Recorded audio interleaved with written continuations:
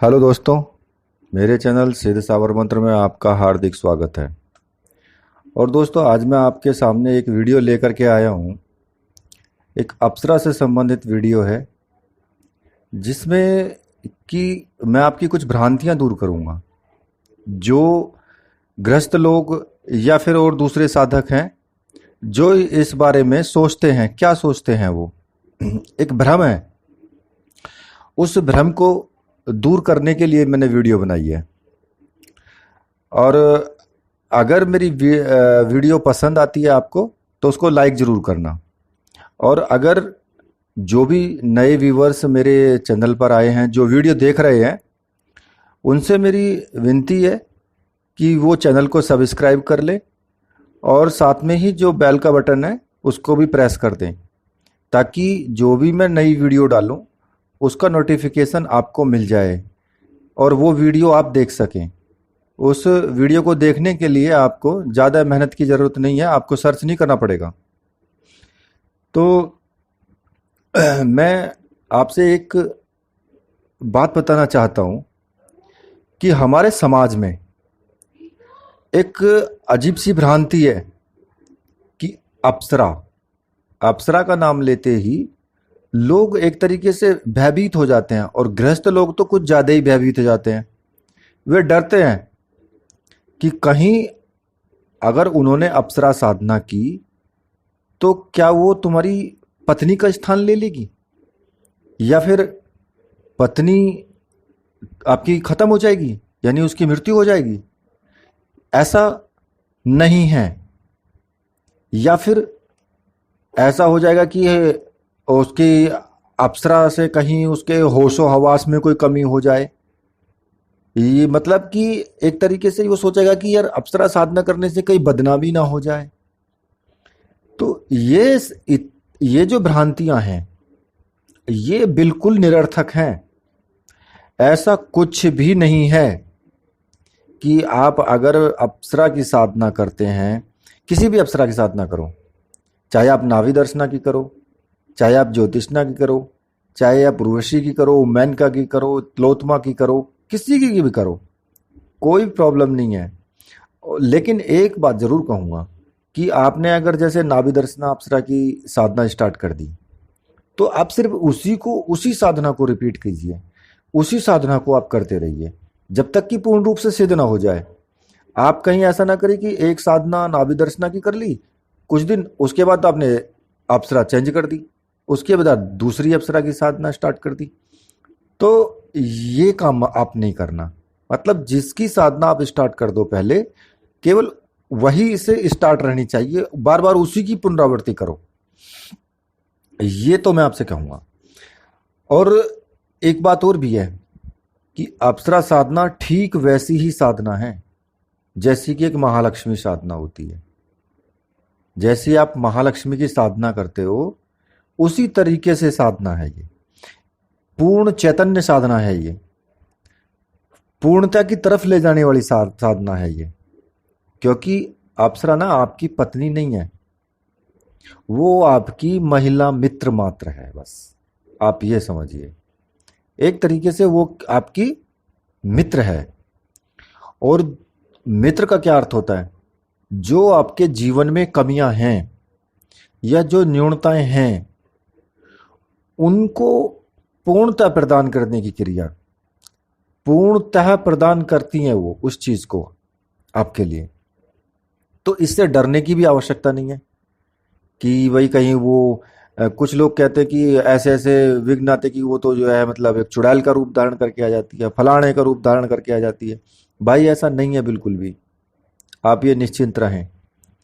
हाँ, इतना जरूर हो सकता है कि वो आपके वश में ना आने के लिए आपको कुछ उस तरीके से मतलब ऐसे चीज अपनाएं कि जिससे कि आप साधना छोड़ दें, बस। और कुछ नहीं है, बाकी बिगाड़ कुछ नहीं सकती। ये तो 100% सत्य है। हाँ, जैसे कि आपने एक अप्सरा साधना सिद्ध कर ली,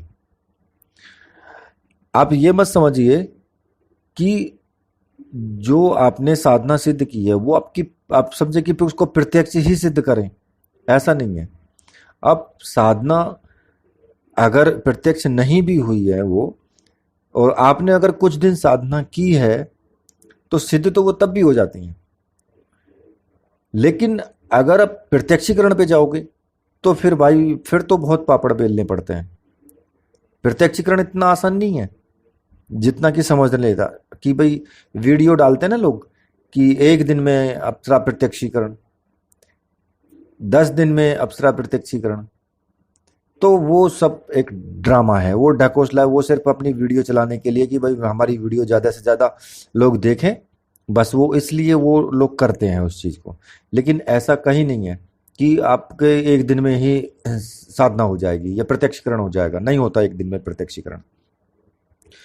अब जो आपने साधना संपन्न कर भी ली है, तो वो एक आनंद की साधना है, मस्ती है, वो एक तरीके से पूर्णता है, पवित्रता है वो।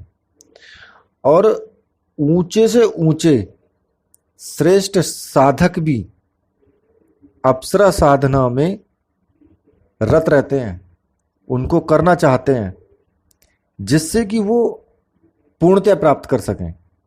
और इसीलिए वो जो प्रति क्षण मतलब हर टाइम एक अपने में आनंद में रहते हैं वो। तो मेरे कहने का मतलब ये है कि आप साधना कर रहे हैं, तो आप ये मत समझिए कि हमारी कहीं बदनामी हो जाएगी। भाई बदनामी कहीं नहीं होगी। इसलिए ही लोग मना करते हैं कि आप अनुभव मत बताओ, या फिर आप जो है किसी को ये मत बताओ कि हम साधना कर रहे हैं। तो लेकिन हाँ, इतनी बात जरूर कहूँगा कि जब आप संकल्प लें, साधना किसी भी अप्सरा की करें, लेकिन जब आप संकल्प लें तो उस संकल्प को आप पत्नी रूप में नहीं लेंगे।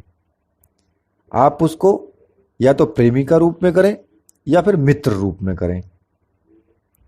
तो वो बात की बात है कि वो मित्र में और प्रेमी का रूप में और फिर पत्नी के में, जो भी है वो बात की बात है कि वो कब क्या होता है। और ना ही अनुभव बताने से कुछ होता है कि हमने अपना अनुभव बता दिया तो वो रुष्ट हो जाएगी, ऐसा नहीं है। हाँ, आपकी, और अगर प्रत्यक्षीकरण होता है, हाल तो होता है, इतनी आसानी से नहीं होता। अगर होता भी है किसी को, तो जो अप्सरा और आपके बीच में जो जो बात होती है उसको आप किसी को नहीं बताएंगे बस। बाकी आप अनुभव अपने शेयर कर सकते हो। और जब तक आप साधना करोगे तब तक आप शेयर नहीं करना किसी से भी। ये तो निश्चित है कि जो भी आपको अनुभव आए वो शेयर नहीं करना है जब तक आप साधना करें। जब आपकी साधना संपूर्ण हो जाए तो फिर आप शेयर कर सकते हैं, फिर कोई दिक्कत नहीं है। और लेकिन आप वो नहीं बताएंगे कि जो आपके और उनके बीच में जो भी बातचीत हुई है, जो संवाद हुआ है, उसको नहीं बताएंगे बस। उसको शेयर नहीं करना किसी से भी। और अपने गुरु से आप शेयर कर सकते हैं, कोई भी अनुभव गुरु जी से अपने से शेयर कर सकते हैं, क्योंकि गुरु तो गुरु ही है भाई, वो सबसे पहला स्थान है उसका। वहां शेयर कर सकते हो बस, बाकी और किसी के सामने शेयर नहीं कर सकते। तो मैंने आपका ये भ्रम दूर किया है इस वीडियो में कि गृहस्थ लोग इससे भयभीत ना हो कि गृहस्थ लोग नहीं कर सकते। कर सकते हैं, जब सन्यासी भी कर सकते हैं, गृहस्थ भी कर सकते हैं, और जिनकी शादी नहीं हुई है वो भी कर सकते हैं। और बल्कि हाँ, जिनकी शादी नहीं हुई है अगर वो करें तो उनके लिए अच्छी पत्नी मिलती है। और जो लड़कियां हैं अगर वो करें या स्त्रियां हैं वो करें तो उनकी सुंदरता में निखार आता है। वो ऑटोमेटिकली उसका अप्सरा का प्रभाव होता है, वो उससे ऑटोमेटिक उनके चेहरे में निखार आता है और उनका चेहरा जो है सुंदर बन जाता है। वो खुद भी सुंदर बन जाती हैं, मतलब कि उसको प्रभाव होता है ना अप्सरा का, तो उसकी वजह से वो सब होता है। तो ये संसार की श्रेष्ठतम साधना कही गई है। प्राइमरी क्लास की साधना है, पहली क्लास की साधना है, कोई ज़्यादा इसमें झंझटबाजी नहीं है और बड़े आराम से हो सकती है। लेकिन अब ये कहते हैं ना कि भाई ये करो वो करो, इधर से आप ये फूल चढ़ाओ वो फूल चढ़ाओ, ऐसा नहीं है। मेरे प्यारे भाइयों, ऐसा नहीं है। सिर्फ आप हृदय से करो साधना, दिल से करो। जिसकी भी करो तो उसको दिल से मान करके लेकर के चलो। ऐसा नहीं है कि आप साधना तो कर रहे हो और मंत्र जाप कर रहे हो फटाफट फटाफट। आप सोच लो कि मंत्र जाप करने से ही आ जाएगा, नहीं होगा। जब तक आपके हृदय के अंदर वो भाव नहीं उठेंगे ना, तब तक भगवान या कोई भी साधना सिद्ध हो ही नहीं सकती। भाव का होना बहुत जरूरी है, क्योंकि भगवान ने भी कहा है कि मैं सिर्फ भाव का भूखा हूं। तेरे पास कुछ भी नहीं है ना चढ़ाने के लिए, मत चढ़ा, मुझे जरूरत नहीं है। लेकिन एक भाव तो दे सकता है। अगर भाव दे दिया तो सब कुछ उसी में है। एक दिन तुम मंत्र जाप मत करो, लेकिन भाव से तुम याद करो तो सब कुछ है। तो इसलिए मैं कहता हूं कि आप उस चीज के ऊपर मत जाओ कि मुझे इतने माला मंत्र जाप करना है या इतना ही होगा तो तभी वो मतलब होगा। नहीं, आप अगर 2 माला भी करते हो, 5 माला भी करते हो या बिना माला के भी करते हो, तो भाई आप हृदय से करोगे ना, तो उसी में सारा कुछ हो जाएगा। आपको ज्यादा करने की आवश्यकता नहीं पड़ेगी। लेकिन एक अपना नियम बना लेना बस, और फिर देखो अब कैसे सिद्ध होता है कोई भी चीज, कोई भी मंत्र। लेकिन जब तक आपका भाव नहीं होगा तब तक कोई भी साधना नहीं होगी। ये मैं कहता हूं और दावे से कहता हूं। खाली मंत्र जाप करने से कुछ नहीं होता। कि आप एक मंत्र तो एक शब्द समूह है, एक शब्द समूह है। उस मंत्र के अंदर हमने ये चीज है कि उस देवता को पुकारते हैं हम, या साबर मंत्रों में हम उसमें आन देते हैं। लेकिन जो हमारे आंख बंद करके, क्या हम ध्यान लगा करके, जो हमारे अंदर से हृदय से जो हिलोरे उठती है, जो प्रेम उठता है ना, असली मेन चीज वह है, वो उस पे आपको फोकस करना है। अगर आप उस पे फोकस करेंगे, हृदय से किसी को याद करेंगे, हृदय से मंत्र जाप करेंगे, तो ये गारंटी है आपको साधना 100% होगी। अनुभव भी बहुत जल्दी प्राप्त होंगे। तो इस वीडियो में मैं आपको यहीं तक मैं आपको बता रहा हूं। बाकी और जो मैं वीडियो बनाऊंगा वो मैं आपको बाद में बताऊंगा, क्योंकि वीडियो काफ़ी ज़्यादा लंबी हो जाएगी। तो इसलिए इस वीडियो को मैं यहीं पे समाप्त करता हूं, और जो मैंने बताया उस पर आप ध्यान देना ज़रूर। और दोस्तों,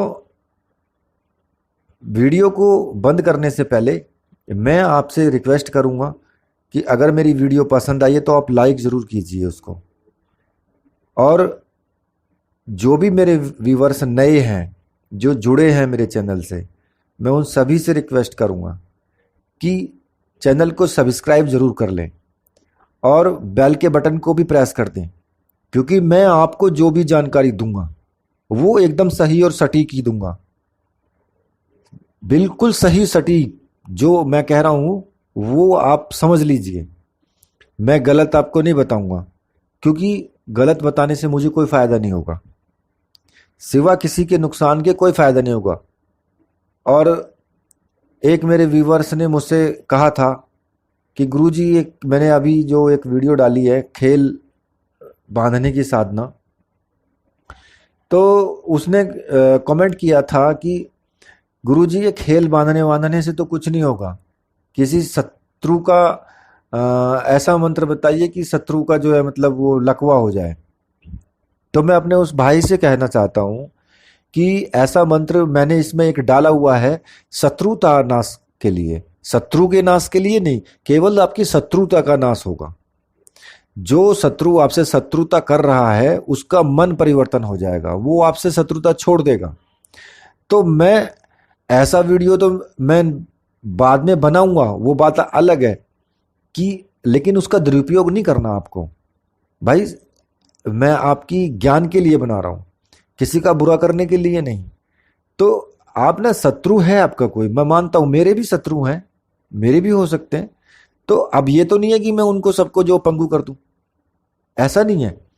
आप शत्रुता को दूर कीजिए, शत्रु को दूर मत कीजिए, क्योंकि आपको जीवन मरण किसी के हाथ में नहीं है, इंसान के हाथ में नहीं है, वो सिर्फ भगवान के हाथ में है, और उसी के ऊपर छोड़ दीजिए।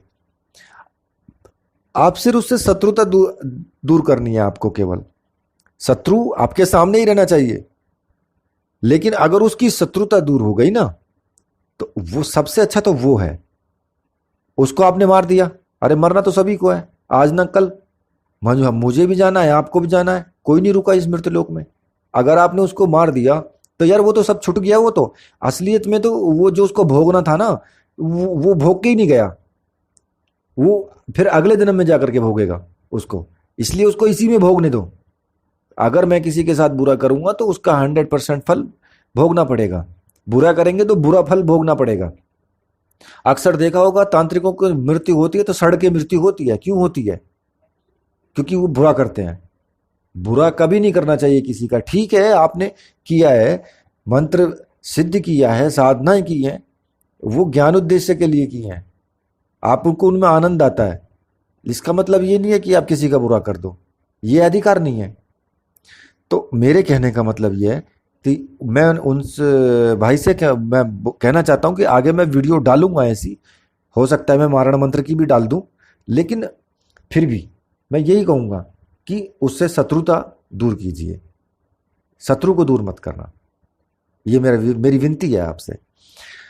और दोस्तों, अब वीडियो काफ़ी लंबी हो चुकी है, क्योंकि मैं बात बात में ना बहुत लंबी कर गया इसको, तो उसके लिए सॉरी।